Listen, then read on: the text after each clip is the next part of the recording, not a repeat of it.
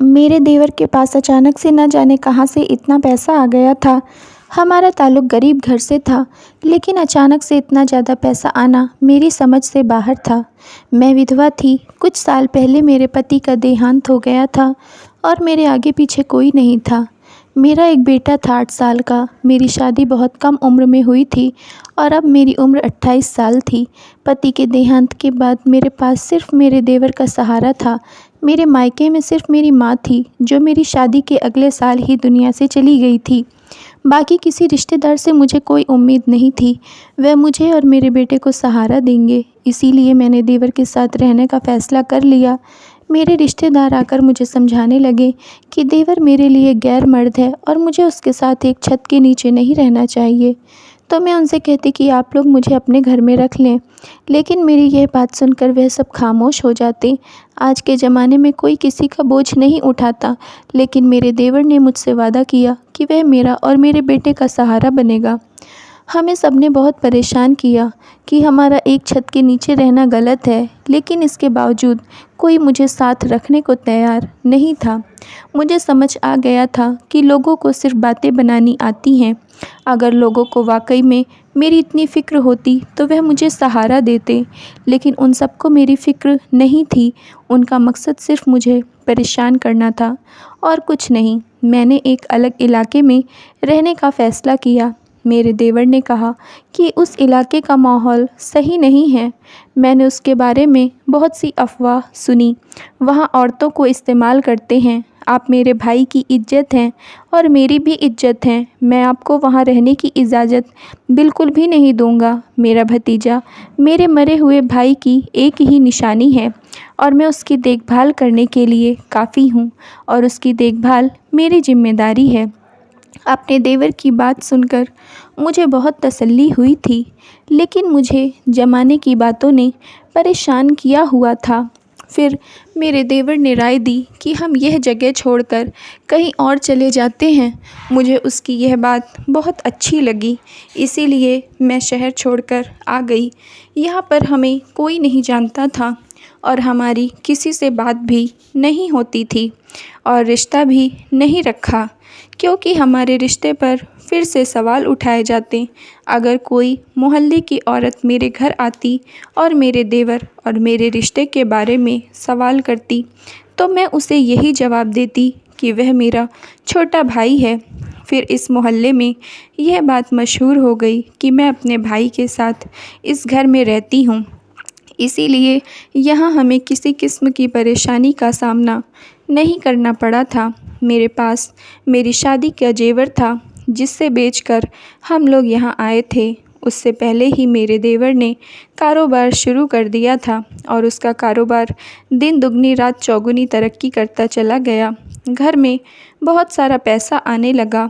मैंने कई बार देवर से उसके कारोबार के बारे में पूछा, लेकिन उसने हर बार मेरा जवाब टाल दिया। फिर मैंने भी ज़्यादा पूछताछ नहीं की कि मेरे लिए इतना ही काफ़ी था कि पैसे आ रहे थे।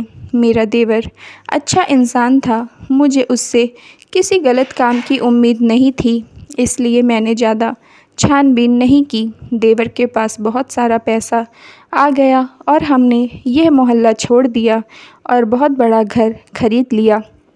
अब हम बड़े घर में रहने लगे थे। हमारा रहन सहन अमीरों वाला हो गया था। ज़्यादा पैसे आने की वजह से सारे रिश्तेदार हमारे घर आने लगे। मेरे देवर की शादी नहीं हुई थी और मेरे देवर का पैसा देखकर सबकी आंखें चमकने लगीं और मैं उन सब की आंखों में खटकने लगी। वह लोग जिन्हें पहले ही देवर के साथ रहने पर ऐतराज़ था, अब तो और ज़्यादा बढ़ चढ़कर बोल रहे थे। कुछ तो यूँ कह दिया कि देवर के साथ शादी कर लो वरना अलग रहो, तुम्हारा उसके साथ रहना सही नहीं है। सबकी बातों ने मेरा दिल दुखाया था। वाकई में मेरा उसके साथ रहना सही नहीं था, लेकिन उन लोगों से जब मैं कहती कि मुझे अपने साथ रख लो, वही लोग आंखें फेर लेते। बड़े घर में आने के बाद मैंने एक बूढ़ी नौकरानी रख ली थी, जो हर वक्त हमारे साथ रहती थी। यानी कि मैं घर में अब अकेली नहीं रहती थी। अमीर होने के बाद फिर देवर ने एक और काम शुरू कर दिया। वह हर महीने 50 लड़कियों की शादी करवाता। वह लड़कियां बहुत गरीब घराने से होती थीं। फिर शादी करवाने के बाद इस कपल को हनीमून के बजाय तीर्थ यात्रा पर भेज देता और सारा खर्चा खुद उठाता। देवर की इस बात से मैं बेहद खुश हो गई थी, लेकिन अजीब बात यह थी कि जब भी लड़की तीर्थ के लिए जाती, वापस विधवा होकर आती थी। मुझे परेशानी होने लगी, क्योंकि ऐसा हर लड़की के साथ होने लगा था। यह बातें सुनकर मेरा देवर भी परेशान हो गया था, क्योंकि उसने ऊपर वाले के दर्शन के लिए यह जिम्मा उठाया था, गरीब लड़कियों की शादी करवाने का और उन्हें तीर्थ यात्रा पर भेजने का। लेकिन यह अजीब किस्म की अनहोनी होने लगी थी। मेरे देवर ने कहा कि मैं इस बात का किसी लड़की को पता न चलने दूं कि जो भी लड़की शादी के बाद तीर्थ यात्रा पर जाती है, वह विधवा होकर वापस आती है। मुझे देवर की बात बहुत अजीब लगी थी। मेरे हिसाब से तो लड़कियों को मालूम होना चाहिए था तीर्थ यात्रा पर जाने से पहले, क्योंकि अजीब और गरीब किस्म का हादसा होता था जो हर लड़की के साथ हो रहा था, जो कि तीर्थ यात्रा से वापसी आ रही थी। मैंने अपने देवर को यह बात समझाने की कोशिश की कि लड़कियों को पहले इस बारे में मालूम होना चाहिए कि यात्रा से वापसी के वक्त उनके पति का देहांत हो जाता है। लेकिन मेरी इस बात पर ज़िंदगी में पहली बार मेरा देवर मुझ पर भड़क उठा। अचानक इस तरह के रवैया ने मुझे काफ़ी ज़्यादा परेशान कर दिया था।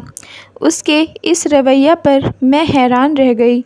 मेरे देवर ने आज से पहले मुझसे इस अंदाज में कभी भी बात नहीं की थी, बल्कि वह मुझे अपने भाई की विधवा मानता था और इस अंदाज से वह मुझे अपनी बड़ी बहन का दर्जा दिया करता था। लेकिन आज जिस तरह मेरे देवर ने मुझसे बात की थी, उसके इस रवैये पर मुझे अब तक यकीन नहीं आ रहा था। मेरा देवर मेरे साथ बदतमीज़ी करके जा चुका था, जबकि मैं यह सोच सोच कर परेशान हो रही थी कि आखिर मेरे देवर को क्या हुआ है। मैंने अपने बेटे को खाना खिलाया और उसे सुला दिया, जबकि खुद की नींद उड़ चुकी थी, क्योंकि मेरे देवर का रवैया दिन ब दिन काफ़ी ज़्यादा अजीब होता जा रहा था। मैंने अपने देवर को हमेशा नरमी से बात करते हुए देखा था, लेकिन पिछले कुछ दिनों से मेरे देवर का जो रूप मेरे सामने आ रहा था, वह किसी भी तरह यकीन करने वाला नहीं था। अब तो मेरा देवर दिन ब दिन काफ़ी ज़्यादा बदतमीज़ होता जा रहा था। आज जब अचानक से उसने मेरे साथ इतनी बदतमीज़ी से बात की, तो मैं हैरान रह गई। मेरा देवर रात भर न आया और मैं उसका इंतज़ार करती रही। कहीं न कहीं अब मुझे इस बात पर शक होने लगा कि वह कोई गलत काम करता है, क्योंकि दिन ब दिन घर में इतना पैसा आया और अब जो हकीकत मुझे पता चली थी कि लड़कियों को तीर्थ यात्रा पर भेजना और उनके पति का देहांत हो जाना, तमाम सोच मेरे दिमाग में घूम रही थी। कड़ी सी कड़ी मिलने पर मुझे इस बात पर यकीन होने लगा कि ज़रूर दाल में कुछ काला है। उस रात वह घर वापस नहीं आया था। वह अगले 3 दिन से घर वापस नहीं आया। मुझे अब काफ़ी परेशानी होने लगी थी कि आखिर मेरा देवर गया तो कहाँ गया था, क्योंकि आज से पहले ऐसा कभी नहीं हुआ था कि मेरा देवर 3-3 दिन तक घर वापस ना आए। मैं इसी सिलसिले में सोच रही थी कि अचानक से कमरे का दरवाज़ा खुला। मैंने अपने कमरे में से बाहर आकर देखा, मेरा 8 साल का बेटा अपने स्कूल गया हुआ था। तकरीबन दिन का वक्त था। दिन के इस वक्त मेरा देवर कभी भी मेरे कमरे में नहीं आता था, लेकिन आज इस हालत में मेरे कमरे में आया था। उसे देखकर मैं हैरान रह गई, क्योंकि मेरा देवर शराब के नशे में धुत था। मैंने आज तक अपने देवर को किसी गलत चीज़ को हाथ लगाते हुए भी नहीं देखा था। इस वजह से मेरे लिए काफ़ी बड़ा झटका था कि मेरा देवर शराब पीकर आया है। मेरे देवर के कदम लड़खड़ा रहे थे और वह मेरी तरफ बढ़ रहा था। मैं हैरान और परेशान थी, उसका एक एक अंदाज़ देख रही थी, जब वह अचानक ही मेरे पास आया और आते ही मेरे कदमों में गिर गया। मैं हैरान रह गई कि भला इसे अब क्या हो गया है। उसकी हालत काफ़ी ज़्यादा ख़राब थी। शायद उसने बहुत ज़्यादा शराब पी रखी थी। वह बिल्कुल भी अपने होश में नहीं था। मेरे कदमों में गिरते हुए अचानक से फूट फूट कर रोने लगा। मैं हैरान परेशान रह गई। वह रो क्यों रहा है? वह रोते रोते वहीं बेहोश हो गया, यानी दोपहर के इस वक्त मेरे कमरे में आकर बेहोश हो गया। अगर कोई इस तरह से मेरे कमरे में देख लेता तो शायद मेरी इज्जत का जनाजा निकल जाता। इस वक्त घर में वह और मैं अकेले थे। जो नौकरानी मैंने रखी थी आज छुट्टी पर थी। अब मुझे समझ नहीं आ रहा था कि उसे किस तरीके से अपने कमरे से बाहर निकालूं, लेकिन जो भी था मुझे हर हाल में इसे अपने कमरे से बाहर निकालना ही था। मैंने जैसे कैसे करके उसे घसीटते हुए अपने कमरे से बाहर निकाला। वह अच्छा खासा मर्द था। मुझ जैसी कमज़ोर औरत से कैसे संभाला जाता। जैसे तैसे करके मैंने उसे उसके कमरे तक पहुंचाया और उसे फ़र्श पर लेटाकर अपने कमरे में आ गई।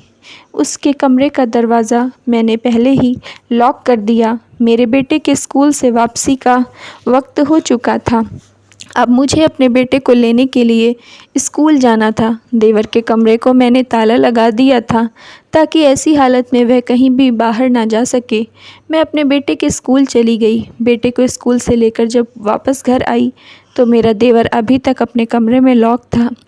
अपने बेटे को नहलाने के बाद मैंने उसे खाना खिलाया और वह ट्यूशन पढ़ने के लिए चला गया। उसके ट्यूशन जाते ही मैंने देवर के कमरे का ताला खोला तो देखा वह अब तक वैसे ही बेहोश पड़ा था। अब मुझे उसकी हालत पर हैरानी होने लगी थी, क्योंकि वह काफ़ी वक्त से ऐसे ही बेहोश पड़ा था। शायद शराब का नशा बहुत ज़्यादा था, जिसकी वजह से वह अपने होश में नहीं आ पा रहा था। मुझे समझ नहीं आ रहा था कि मैं क्या करूं कि जिससे वह होश में आ जाए। फिर अचानक से मेरे दिमाग में आया। मैं किचन में जाकर पानी का जग भर देवर के पास आई और पूरा का पूरा जग उसके चेहरे पर पलट दिया। एकदम से पानी गिरने की वजह से हड़बड़ा कर उठ गया, लेकिन अभी भी वह पूरी तरह से होश में नहीं था। मैंने उसे कहा कि फ़िलहाल तो बेड पर सो जाओ, जब तुम होश में आओगे तब मैं तुमसे बात करूँगी। मेरा देवर शायद वाकई होश में नहीं था, इसी वजह से सर हिलाता बेड की तरफ बढ़ गया। उसके कदम लड़खड़ा रहे थे, जबकि उसकी हालत देखकर मुझे अब रोना आने लगा था। सारा दिन गुजर गया, लेकिन मेरे देवर को पूरी तरह होश नहीं आया। उसकी हालत देखकर मैं अंदाज़ा लगा सकती थी कि आज उसने पहली बार शराब पी थी, क्योंकि अगर वह इस चीज़ का आदी होता तो यकीनन उस पर इतना गहरा असर ना होता। तकरीबन रात के 12 बजे अचानक से मेरे कमरे का दरवाज़ा किसी ने खटखटाया। मैं अपनी जगह से उछल पड़ी। मेरा बेटा, जो कि सो चक्का था। मैंने एक नज़र उसको देखा और एक नज़र दरवाजे को। मुझे कहीं न कहीं यकीन था कि दरवाजे पर मेरा देवर ही होगा, क्योंकि सारा दिन बीत चुका था। तो मुझे इस बात का यकीन था कि अब मेरे देवर का नशा उतर चुका होगा। अब मुझे हर हाल में उससे वजह जाननी थी कि आखिर में वह क्या करता फिर रहा है। मैं धीरे से उतरी और अपने बेटे के आराम का ख्याल रखते हुए धीमे कदमों से दरवाजे की तरफ बढ़ी। आहिस्ता से दरवाजे की कुंडी खोलने के बाद मैंने बाहर जाकर देखा तो मेरा देवर बाहर ही खड़ा था, लेकिन दोपहर के मामले से इस वक्त बेहद अलग हुलिये में था। उसकी नज़र झुकी हुई थी, बाल गीले थे। यकीनन वह शावर लेकर वहाँ पहुँचा था और उसकी झुकी नज़र इस बात का इकरार कर रही थी कि वह अपने किए पर शर्मिंदा है। लेकिन फ़िलहाल मुझे उसकी शर्मिंदगी की बिल्कुल ज़रूरत नहीं थी। मुझे इस बात को जानना था कि आज उसने इतना घटिया काम क्यों किया। मैंने उससे पूछा, तुमने आज शराब पी थी? जबकि इस बात पर वह मेरी तरफ देखने लगा। उसकी आंखें सुर्ख हो रही थीं। उसने धीरे से सर हिलाया। यह बात तो मैं पहले ही समझ चुकी थी कि वह शराब पीकर आया है। वह तो बस मैं उसके मुंह से सुनना चाह रही थी। जैसे ही उसने सर हिलाया, मुझे अब बहुत गुस्सा आने लगा। मैंने उससे पूछा, क्यों पी थी तुमने शराब? तो वह मुझे देखकर नज़रें न मिला पाया। शर्म के मारे नज़र झुका लिया। मैंने उससे दोबारा पूछा कि आखिर तुमने शराब क्यों पी थी? मेरी बात सुनकर मेरा देवर अपना सर झुकाकर कहने लगा कि मैंने जानबूझकर शराब नहीं पी थी। वह तो मेरे दोस्तों ने मुझे यह कहकर पिला दी थी कि यह सिर्फ़ एक सादा सा शरबत है। मुझे नहीं पता था मेरे अमीर दोस्त मुझे कोई नशा और दवाई मिलाकर पिला देंगे। मुझे इस बात का बिल्कुल भी अंदाज़ा नहीं था।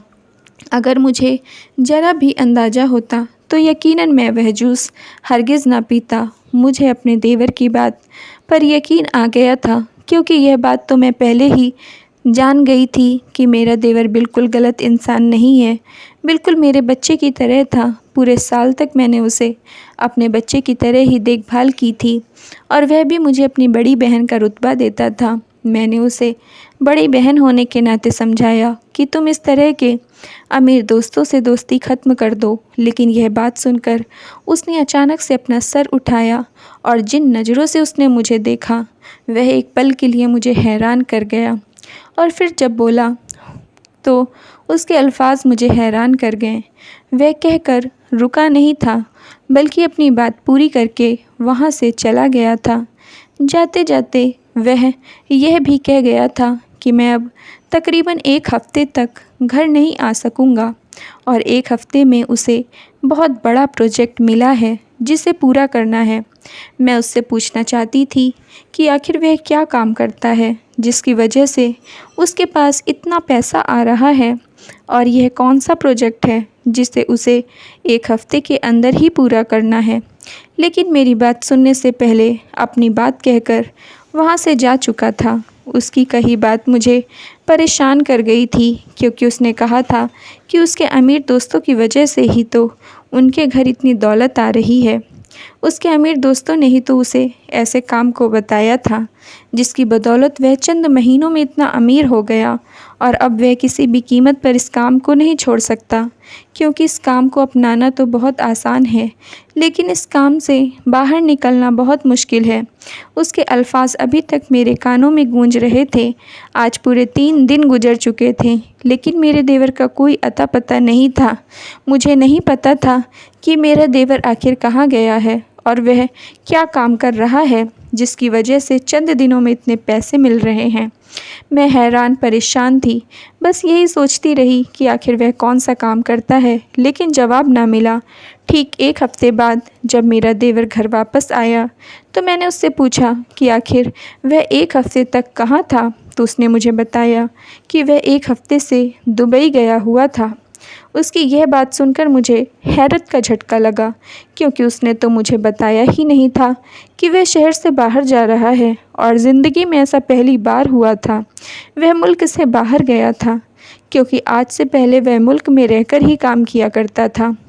अक्सर वह दूसरे शहर जाता रहता था और मुझे बताकर जाता था कि वह दूसरे शहर जा रहा है काम के सिलसिले में। लेकिन आज जो बात उसने मुझे बताई थी वह मुझे हैरान कर गई थी, क्योंकि दूसरे मुल्क जाना तो इतना आसान काम नहीं होता। मुझे नहीं पता था कि मेरा देवर 1 हफ़्ता दुबई रहकर आया है, और जब पता चला तो उसकी यह बात सुनकर मुझे वाकई में बहुत ज़्यादा हैरत हुई। मैंने उससे पूछा कि आखिर 1 हफ़्ते में दुबई में क्या कर रहे थे।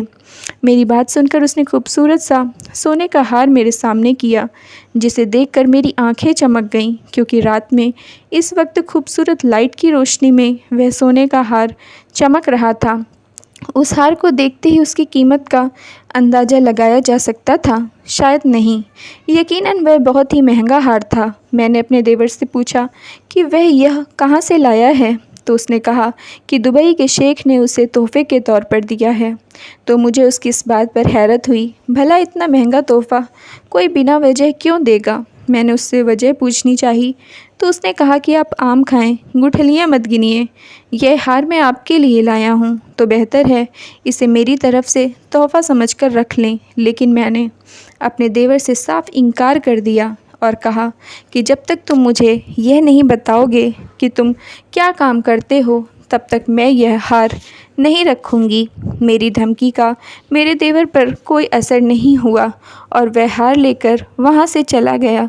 मुझे अब हकीकत जाननी थी, क्योंकि आज से पहले मेरे देवर ने कभी मेरा कोई हुक्म नहीं टाला था, और आज वह इस तरह वहाँ से चला गया था बगैर कोई जवाब दिए। वक्त आहिस्ता आहिस्ता जा रहा था और उसके सारे मामले को 1 साल गुजर चुका था। अब अक्सर ही मेरा देवर मुल्क से बाहर जाने लगा था, कभी दुबई तो कभी कहीं। मैं जब भी पूछती तो वह मुझे यही कहता कि आप परेशान ना हों, बस आपकी ज़रूरत की हर चीज़ आपको घर बैठे बैठे मिल जाएगी। एक दिन वह मुझे कहकर गया वह दुबई जा रहा है। मुझे कुछ ना कुछ गलत लग रहा था। मुझे ऐसा लग रहा था जैसे वह दुबई नहीं बल्कि कहीं और जा रहा है। इस वजह से मैंने भी उससे ज़िद की कि मैं भी तो विधवा हूँ, तो मुझे भी तीर्थ यात्रा पर भेज दो। पहले तो मेरी बात सुनकर वह हैरान रह गया, लेकिन फिर वह मेरी बात पर सर हिलाने लगा और अगले ही दिन उसने मुझे तीर्थ यात्रा पर भेज दिया। लेकिन शायद वह भूल गया था कि वह मुझे अकेले भेजना चाहता था, लेकिन हकीकत में मैं उन लड़कियों के साथ मिलकर तीर्थ यात्रा पर चली गई थी। लेकिन तीर्थ यात्रा पर पहुंचते ही जो मैंने देखा उसने मुझे हैरान कर दिया।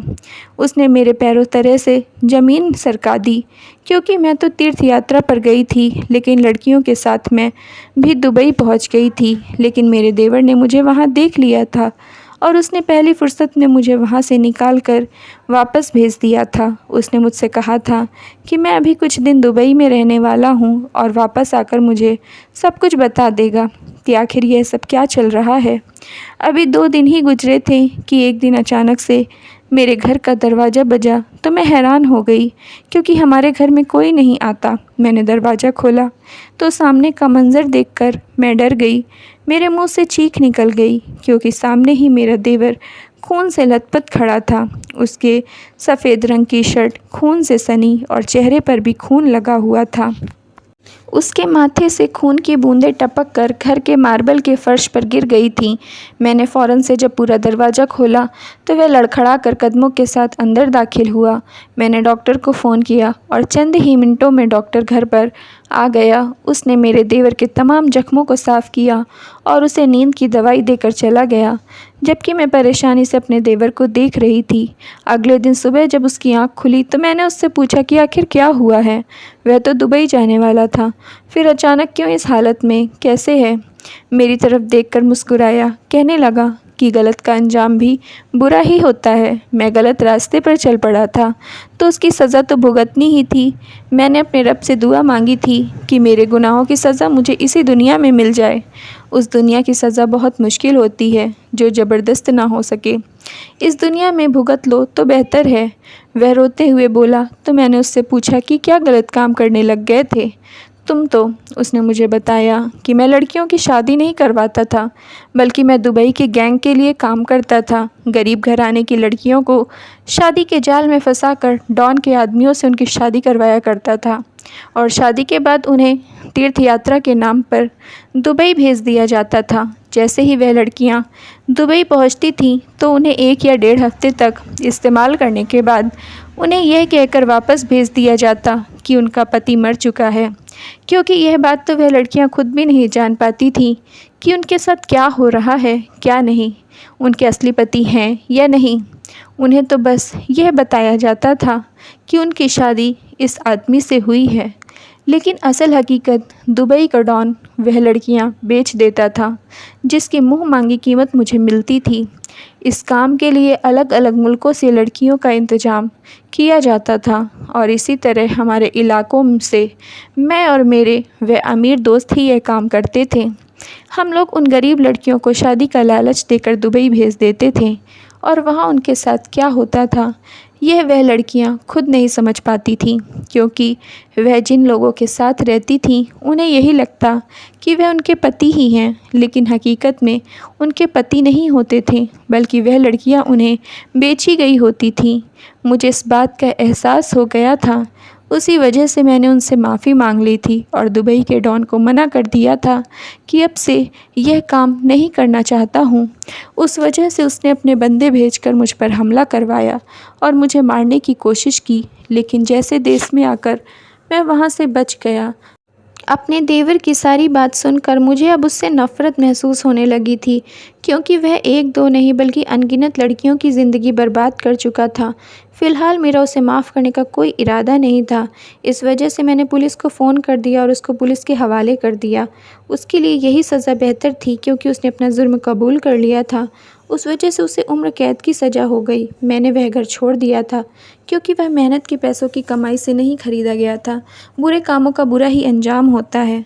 Thank you friends. अगर आप लोगों को स्टोरी पसंद आई हो तो प्लीज़ लाइक कर दीजिए और चैनल को सब्सक्राइब कर लीजिए।